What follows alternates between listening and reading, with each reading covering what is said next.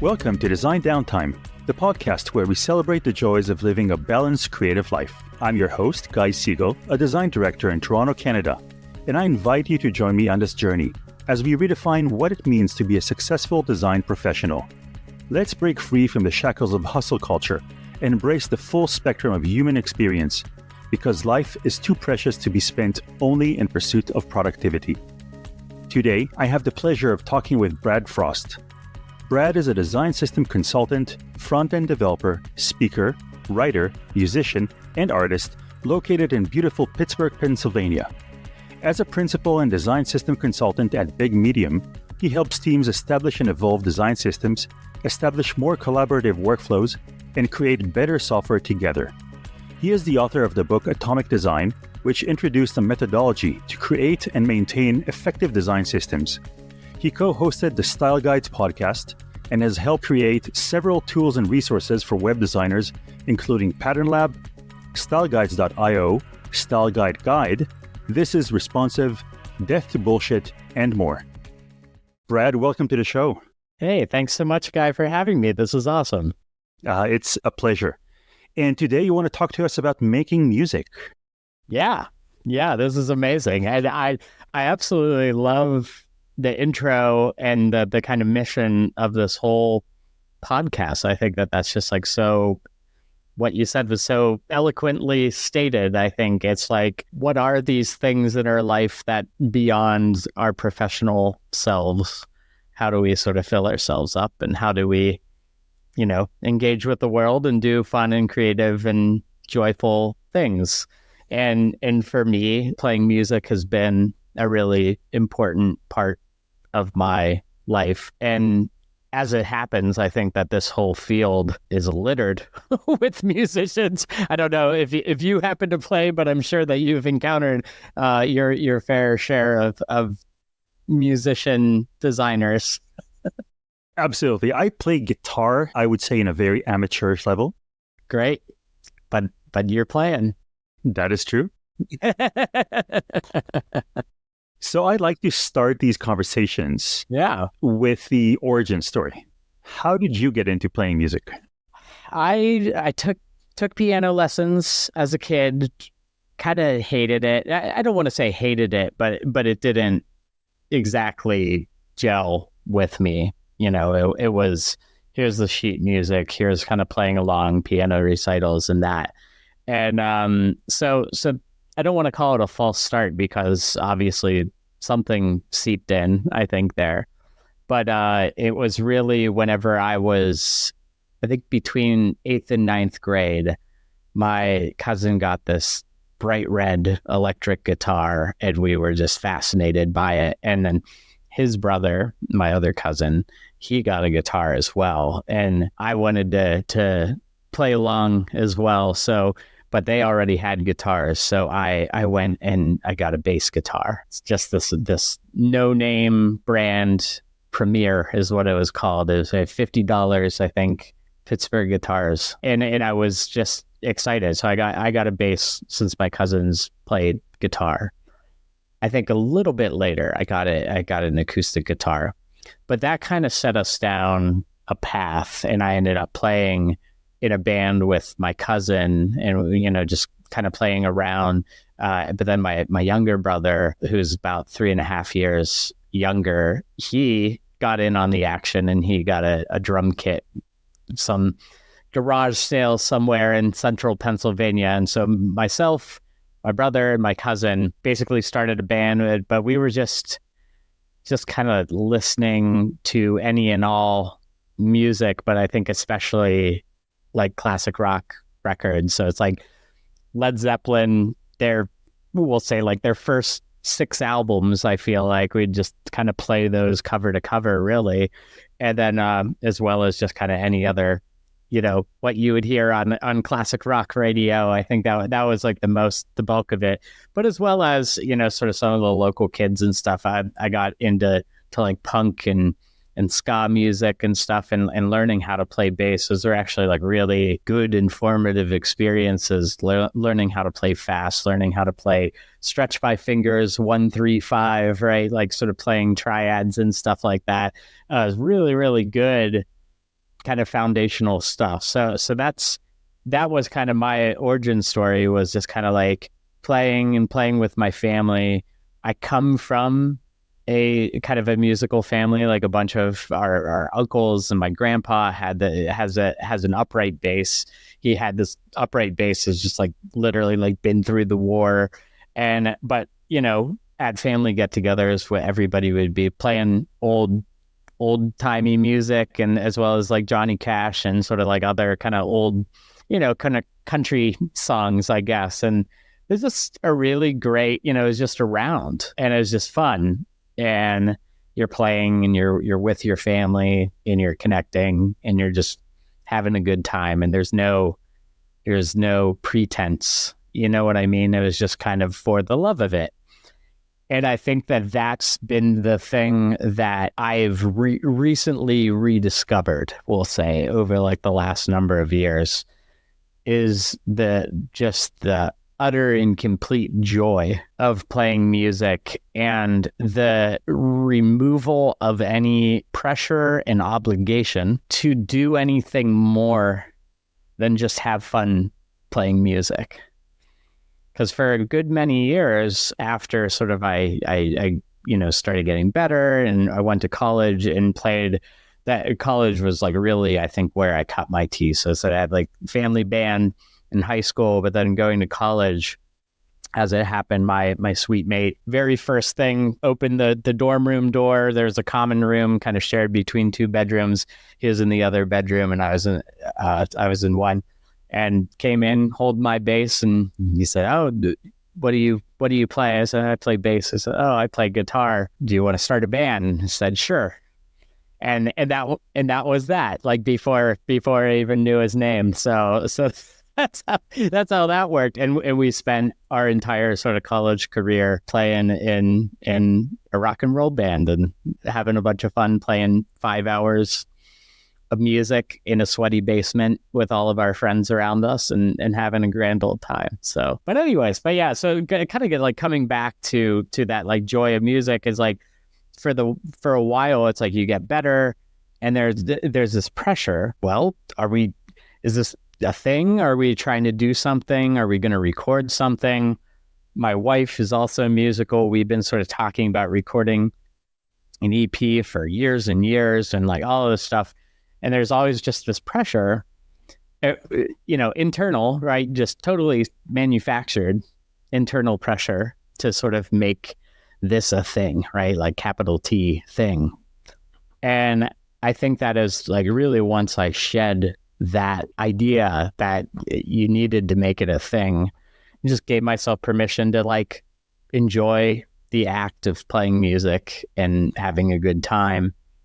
And that's kind of where I've been. That's where I've landed. And it's fun and beautiful. And it's just like such a great outlet. It's such a great thing. Like, after the workday, after I put my daughter to bed, I'll head down to the basement and lay on a beanbag chair with my bass and just play music for a long time. So a great way to pass the time. It sure is. I'm curious to hear more about your choice of bass, because I don't hear it as that's not the obvious first choice of an instrument, right? You would go to a piano or keyboards, you would go to a guitar. Yeah. Bass is a lot more of a support instrument in a band. Yeah, it can be. I've always really liked it, because it is a little unsung, I think, a little bit, and obviously there's a lot of virtuosos in the bass world. And that was actually one of my school projects, was making a Flash website that sort of highlighted a bunch of famous bass players, amongst other things. And it was just like, it was a whole Flash website all about the bass guitar and stuff, which is really fun. But it's an anchor instrument, right? And I also play drums as well now, but it's like, there is something to be said about groove, about holding it down, about sort of setting a foundation for other people to sort of play on top of. And there's something really cool about that. And it's always, I kind of see it as an extension of kind of how I am as a person. I'm out there, I'm pretty visible in like the field and stuff, and I speak at conferences and stuff, but it's like I've always kind of seen myself, I'm like a collaborator, right? And as just kind of somebody who enjoys kind of playing with other people and sort of sharing that. Like I like participating and synchronizing and collaborating with people. I'm not in it for like the glory of it, so it's not like everybody like look at me and look at how much I'm shredding. It's more about like, let's do this thing together and I'll hold down the fort and do some cool stuff. But at the same time, as it is leading, especially like in more of like a jam sort of setting, it's like what I am doing is kind of setting the pulse for a lot of this stuff and kind of like taking people, the other musicians, to a different place in the course of a jam, for instance, and to suddenly start, playing an octave higher or going into like a halftime kind of thing, or sort of switching it up from an ascending to descending line or something like that. It just like changes the shape. And that's the beauty of just playing music with other people, is that you have this interplay and this different dynamic. But the bass is the thing that's there, that it is in a very subtle way kind of shaping the sound and sculpting the direction of the music. It's pretty cool. So based on the terms you're using, I'm assuming you've done some theoretical studies of music. Yes and no. So whenever I went to college, I started out as a music major, aspiring music major, I should say. And in order to be a music major, and this was at James Madison University where I went, in order to be a music major, you had to have an instrument. You had to play an instrument. And I was like, well, I could play upright bass. But I don't have one, and they're very expensive. I didn't know until years later that I could have just rented one from the School of Music. So instead I was like, well, I could also play acoustic guitar. So I guess I'll do like classical guitar. That was like the option. Turns out classical guitar is very hard.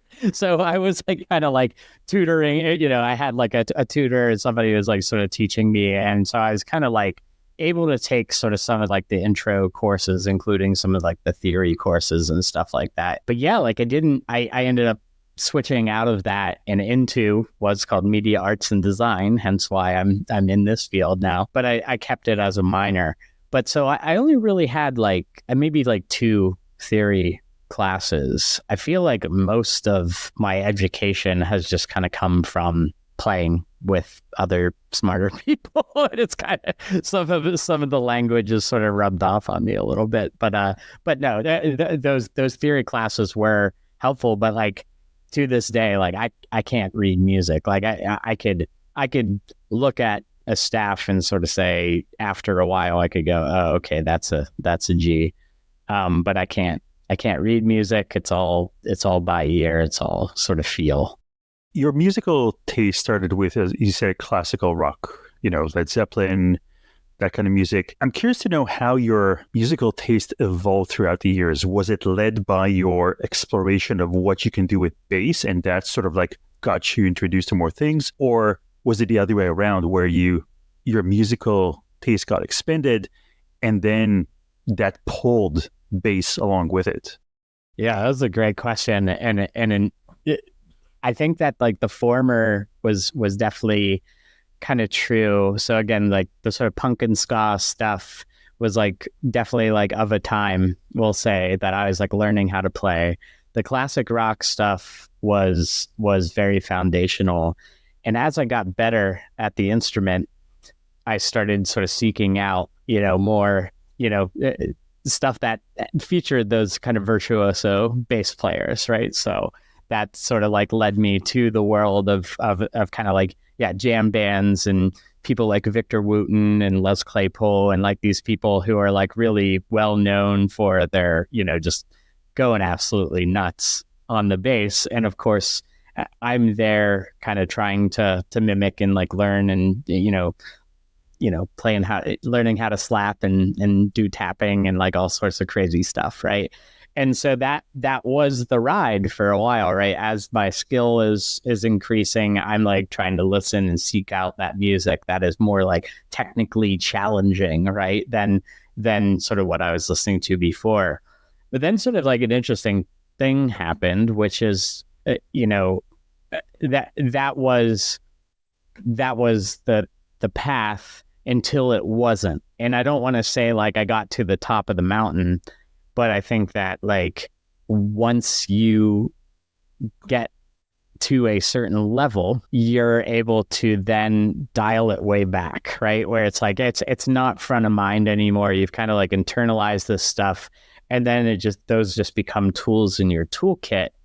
And then you can start sort of coming back to basics where it's just like, well, what's really going on?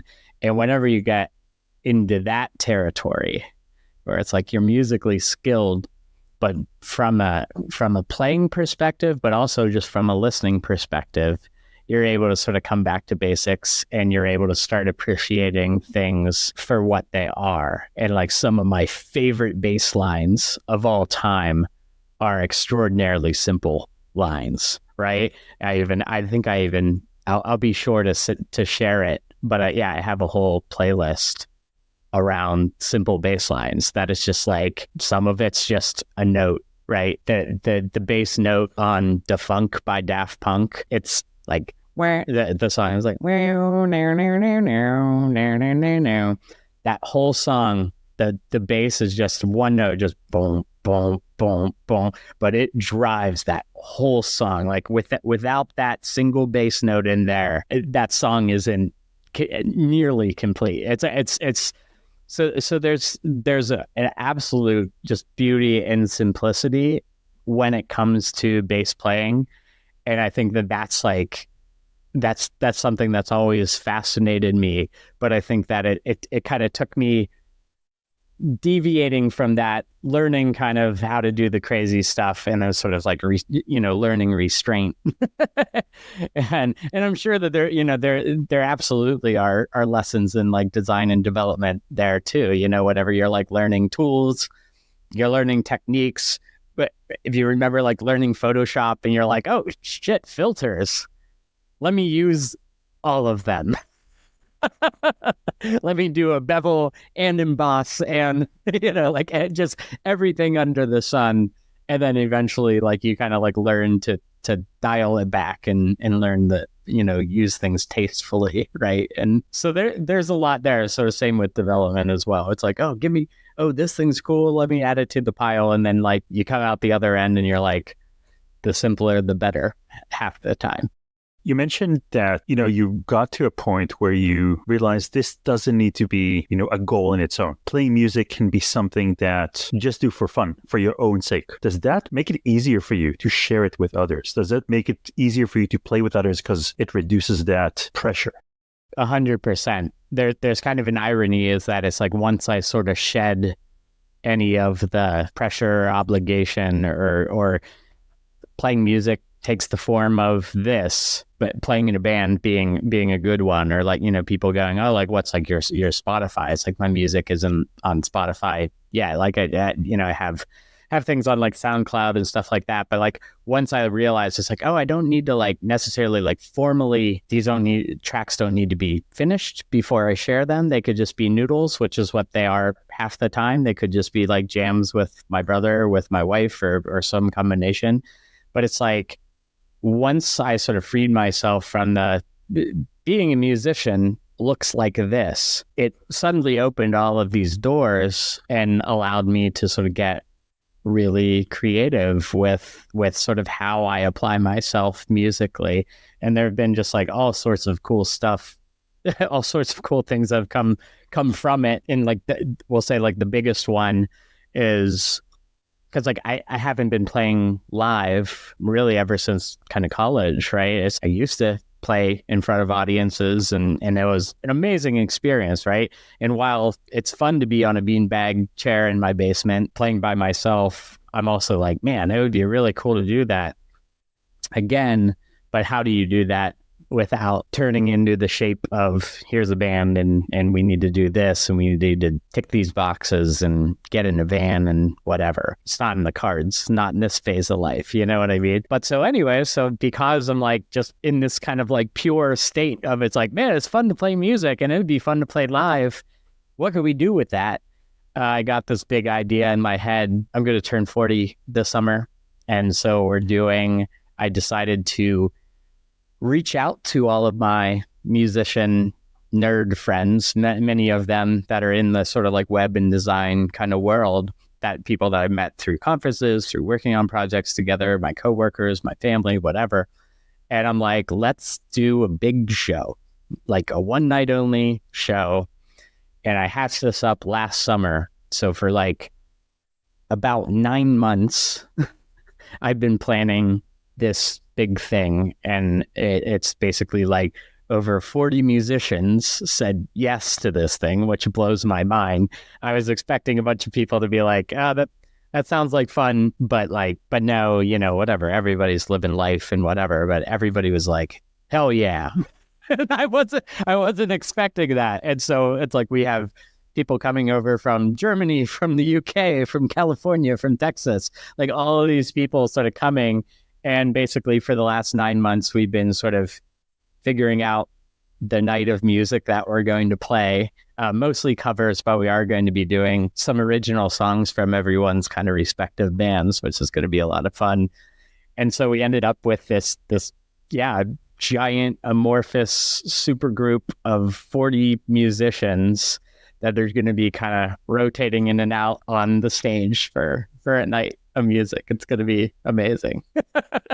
So it's called Frostapalooza, and it's in Pittsburgh, and it's on August 17th, and you should come to it. Tell me more about Frostapalooza. How do you structure 40 musicians coming together in one night? Yeah. Good question. It's been like think about like an ambitious professional project and like all the planning and coordination and just like all of that stuff that goes into it. And like that's what we've been doing, you know, just the spreadsheets, Notion databases, and, you know, just all sorts of stuff. But the broad strokes are, I sort of, you know, reached out to everybody, got a sense of like who was in. And what's cool is that at least for most people, like I had like a pretty, whether they had like their own band or like I've played with them before, have a good sense of like their sort of sensibilities and you know, musical styles and preferences and stuff. And so that was cool to just be like, okay, what are the ingredients we have to work with? Then the next thing I did was basically I set up just a playlist, right? A Spotify playlist, and shared it with everybody. And I'm just like, all right, we have like 6 weeks. Anything that you think would be like remotely fun to play, like a song that you're like, you know, oh, I would love to play this song, right? Like that was it. All right. That was the only criteria. Oh, this would be a fun song to play. Throw it on the pile. And we ended up with, I think, 18 hours worth of music in this playlist. And then from there, good old design exercise, dot voting, right? So I gave everybody 10 votes plus one super vote, right? Which was like what's like the one song, but then kind of got this like heat map of stuff that emerged. And then so basically from there, like I spent like the next month or two kind of curating that and sort of winnowing it down to the sort of like final set list. So I think that we were maybe at like 8 months out where we like had like the set list, which was amazing. So it's like when you're talking about this many people, it's just like, okay. And then so from there, it's like assigning the roles and like how many people, you know, who's going to be on what and so on. So like one big trick to this is that we kind of have like a core band, which is like myself, my brother, my wife, and then 2 of my college band people who are going to be on like most of the songs, right? And that's kind of like the nucleus. And then we have all of these other people sort of cycling in and sort of switching instruments and stuff like that, and a bunch of vocalists and backup vocalists and 3 guitars on a track and 2 keyboards and horn section and a bunch of percussionists and stuff like that. And so that's it. big spreadsheets, everyone assigned their parts. And then basically what we've been doing for the last like 7 or 8 months has been basically like laying down all the parts. And I've been playing a lot of the parts, and my brother's been, so we'll have like the rhythm section down for the songs we're going to play. And then it's been like, we've been kind of passing it around, like round robin kind of style, where like everyone has been kind of layering on their part on top of it as a way to basically be like, how are we going to sound together? It's like, how is this all going to feel when it's all sort of hanging together, and just like as an extension of like learning these songs and like hearing how they're going to sound. And then in addition to that, we've been doing a kind of like monthly practices just in my house. And then we had like the core band come up a few weeks ago from Nashville and from Charlottesville. And so we all met, and then we had like our first like really big, first and only really kind of bigger band practice. It was really, really fun because we got to hear what all of this hard work resulted in, and to like actually kind of like hear it all co-located in one place at one time. And holy crap, it is going to be amazing. Like it's really fun. And I'm trying to like not to like totally like hype it up too much, but it's like the people who are playing, it's like, it's not just like, oh, like it's open mic night. It's like some of these people, were touring musicians for like a decade. They've released and recorded albums, like they've helped run record labels. Like these are not, it's just, oh yeah, I could play a little with Dave Matthews Band on my guitar. It's like, no. These are like legit, professional musicians in a lot of cases. And if they're not professional musicians, they're just really freaking good. And so that's what's kind of fun about this whole thing, is that it's like kind of giving all of these people who, in most cases, these are people like, oh yeah, in a prior life, I used to do this, right? And like here's just kind of this fun excuse to do it again. That's awesome. Are you planning to capture that night? Yep. Yeah. So we got videographers kind of lined up, got a photographer. Yeah. Anybody that has a GoPro in a couple mile radius of me, I'm going to try to get it, capture it. Just, it's been a year of planning. So yeah, hopefully we'll have it and have like a soundboard recording and all of that stuff. So I'm excited to share it, but the venue, like where it's being held, is like this club in Pittsburgh called Mr. Small's Theater, which actually I had an internship back in my college days, unpaid internship. There we go, nice one. But basically, it's like a converted church that's now an 800-person music venue. So it's like at a proper club. It's going to sound great. That's incredible. Yeah, it'll be a lot of fun. I feel like I like kind of hacked time and space and just logic and reason.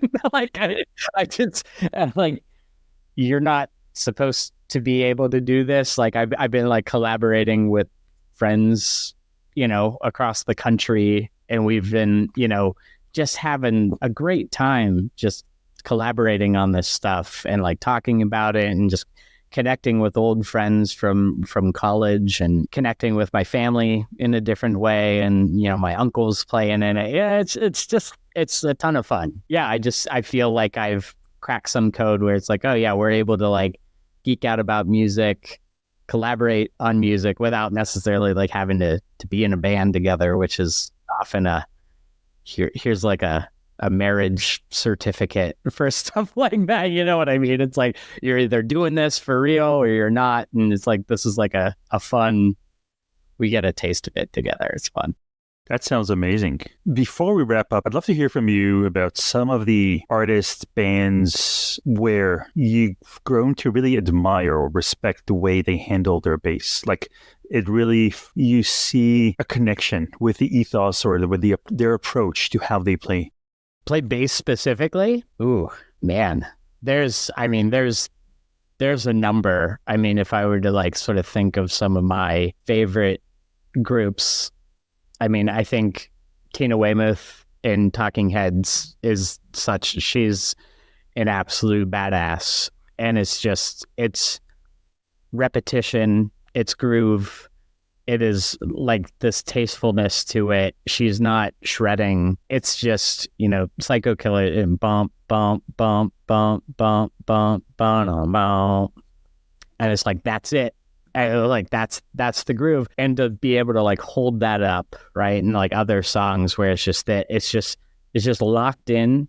And then in a lot of cases, repeating that for 6, 7, 8 minutes is absolutely stunning. It's like, and again, it's like, it's that foundation, right? Where it's like, she's not being like, hey, look at me, like I'm not like the star of the show, but she is the bed that everything else is sitting on top of. I think it's really stunning. But yeah, I mean, a bunch of other bands that I love are, bass heavy, obviously Led Zeppelin, John Paul Jones. That's how I learned, and he is just on another planet. Cake is another band where it's just like kind of quirky and fun and bouncy, but also very like groovy and kind of funky as well.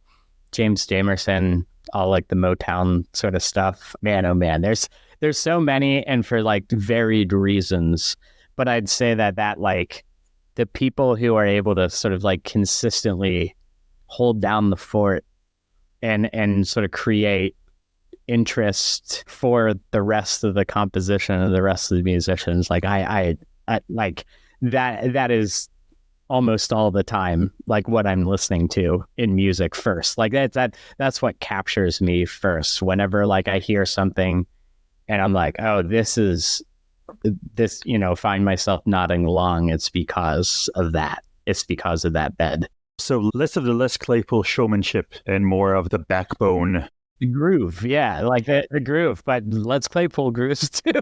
So that's the other thing. Yeah, it's like I mean, I will say I love his stuff, and a lot of his stuff actually is like pretty great in that respect. Like he's not like going bananas all the time. Again, it's just kind of like knowing when to. Okay, now's my time to let her rip versus pull back and support. But yeah. but that's I think like one of the biggest takeaways is like it used to be, and it's funny whenever I still see this happen. It's human nature to be like, it's this or I like this and therefore I can't like this. And man, oh man, especially when it comes to music, it's like don't do that to yourself, because there's so much great stuff out there. That's for me, that's been like one of the coolest things about going to concerts and concerts, especially kind of like post-COVID.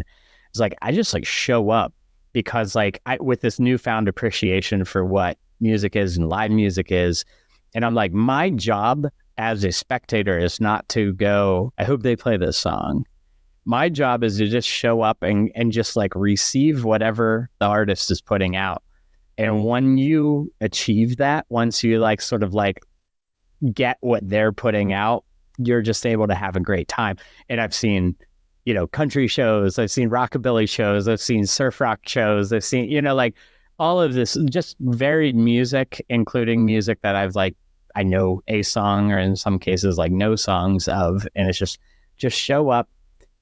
Be interested, be curious in that stuff. Don't like limit yourself. Don't get caught up in like the kind of culture like around music that says, oh, if you like this, you can't like this other stuff. Just like take it all away and just like receive it. And there's so much good stuff out there, and just like be open to it, and just you'll surprise yourself. I've surprised myself, and I'm like, I used to be very picky with like what I would hit the like button on, for instance, and now I'm just like, if there's just even a nugget of something interesting in there, I'm like, oh, that's cool, all right, like button.